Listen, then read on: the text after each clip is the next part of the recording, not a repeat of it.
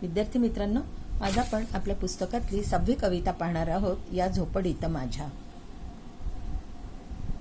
या कवितेचे कवी आहेत राष्ट्रसंत श्री तुकडोजी महाराज. राष्ट्रसंत श्री तुकडोजी महाराजांचं पूर्ण नाव माणिक बंडोजी ठाकूर, 1909 ते 1968. संत कवी, समाजसुधारक. अंधश्रद्धा, जातीभेद, धर्मभेद यासारख्या समाजविघातक गोष्टींवर हल्ले चढवून त्यांनी देशभक्ती, अहिंसा व आत्मसंयम यांचे पाठ दिले. गावागावातून गुरुदेव सेवा मंडळे स्थापन केली. या कार्याबद्दल जनतेने त्यांना राष्ट्रसंत ही उपाधी देऊन त्यांचा गौरव केला. अनुभवसागर, भजनावली, सेवास्वधर्म, राष्ट्रीय भजनावली इत्यादी पुस्तके प्रकाशित आहेत. शिक्षण, भेदाभेद व अस्पृश्यता निर्मूलन, अंधश्रद्धा निर्मूलन, स्वच्छता, सर्वधर्म समभाव याविषयी कळकळीचे आवाहन करणारा व अज्ञानी जनतेला वात्सल्ययुक्त भूमिकेतून लोकशिक्षण देणारा त्यांचा ग्रामगीता हा ग्रंथ खेडोपाडी आदराने वाचला जातो. सुख आणि आर्थिक सुबत्ता यांचा काही संबंध नसतो, कारण सुख आणि दुःख या मानवी मनाच्या भावभावना आहेत. लहानशा झोपडीतही शांती सुखाचा अनुभव व आनंद सदैव कसा मिळतो याचे वर्णन प्रस्तुत कवितेतून केले आहे. मुलांना, सुख दुःख या मानवी मनाच्या भावना आहेत. लहानशा झोपडीत सुद्धा आपल्याला सुख, शांती आणि आनंद मिळतो. महालातली सुखे झोपडीतही आपल्याला प्राप्त होऊ शकतात. सुख आणि आर्थिक सुबत्ता यांचा काहीही संबंध नसतो असे या कवितेत म्हटले आहे. आणि राष्ट्रसंत श्री तुकडोजी महाराज यांनी झोपडीतल्या वैभवाचे वर्णन अतिशय साध्या शब्दात या कवितेत केले आहे.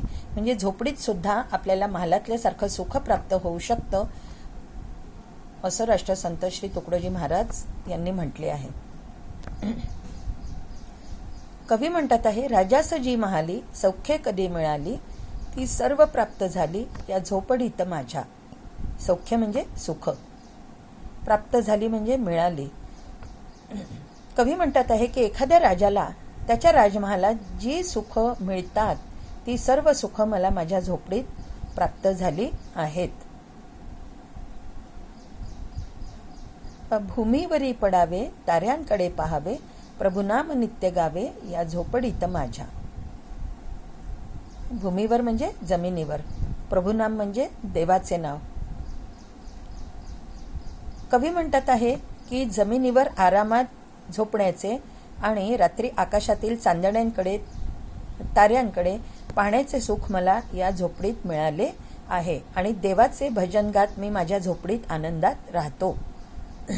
पहारे आणि तिजोऱ्या त्यातून होती चोऱ्या, दाराच नाही दोऱ्या या झोपडीत माझ्या. दोऱ्या म्हणजे इथे कड्या असा अर्थ आहे, दाराची कडी. कवी म्हणतात की महालांमध्ये, तिजोऱ्यांमध्ये धन संपत्ती साठवलेली असते आणि त्याच्यावर सक्त पहारे ठेवले जातात, तरी सुद्धा तिथे चोऱ्या होतात. माझ्या झोपडीच्या दारांना कड्या नाहीत. माझ्या झोपडीची दारे ही नेहमी उघडी असतात, सताड उघडी असतात आणि माझ्या झोपडीला चोरांची भीती नाही, कारण चोरण्यासारखे माझ्या झोपडीत काहीही नाही. त्याच्यामुळे माझ्या झोपडीला पहारे नाहीत. जातात या महाला मज्जाव शब्द आला, भीती न यावयाला या झोपडीत माझ्या. मज्जाव म्हणजे अटकाव किंवा निर्बंध. कवी म्हणतात आहेत की राजवाड्यात परवानगीशिवाय जाता येत नाही. तिथे अटकाव हा शब्द असतो, मज्जाव हा शब्द असतो. पण माझ्या झोपडीत येण्यासाठी कोणालाही भीती वाटणार नाही आणि माझ्या झोपडीत सर्व माणसांचे खुले स्वागत आहे. महाली मऊ बिछाने, कंदील शामदाने, आम्हा जमीन माने या झोपडीत माझ्या.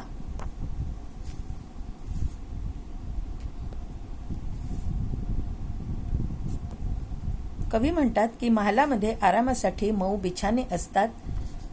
कंदील आणि झुंबर यांची रोषणाई केलेली असते.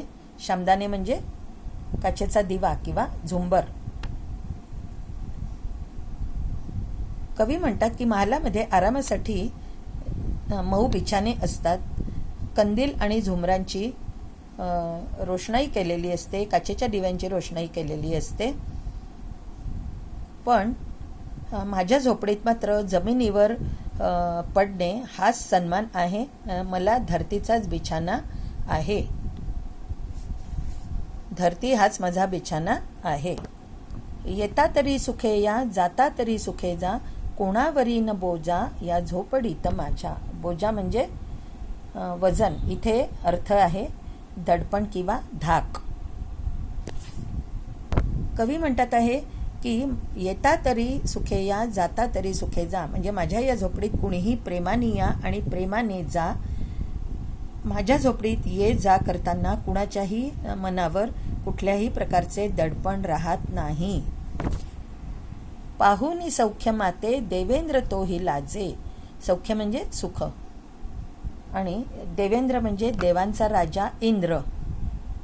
पाहुनी सौख्य माते देवेंद्र तोही लाजे, शांती सदा विराजे या झोपडीत माझ्या. विराजे म्हणजे शोभते किंवा नांदते. कवी म्हणतात आहे की झोपडीत राहण्याचे माझे सुख पाहून देवांचा राजा इंद्र जो आहे तो सुद्धा मनात लाजतो. माझ्या सुखाचा त्याला हेवा वाटतो, कारण माझ्या झोपडीत नेहमी सुख शांती नांदत असते.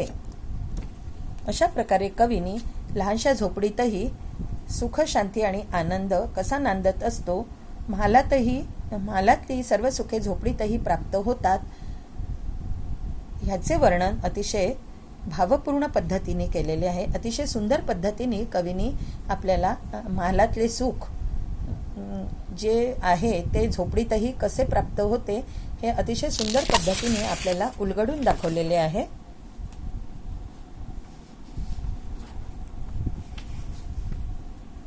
आणि इथे कवींनी आपल्याला आनंदमय झोपडीचे वर्णन थोडक्यात करून सांगितलेले आहे.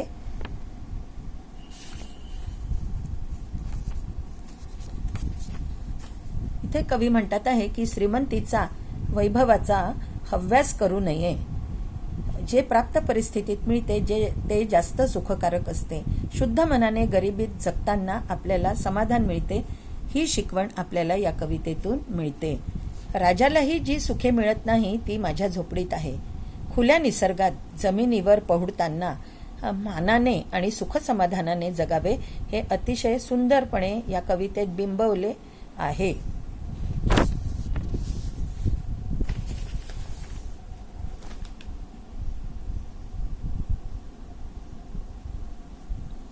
अशा प्रकारे कवीने महालातील सुख आणि झोपडीतील सुख यांची तुलना या कवितेत केली आहे. झोपडीतल्या साध्या राहणीत सुख समृद्धी व शांती मिळते हे सांगितले आहे. आणि साधी राहणी उच्च विचारसरणी मनात जर आपण ठसवली तर आपल्याला मानसिक सुख लाभते. हा या कवितेतून व्यक्त होणारा विचार आहे.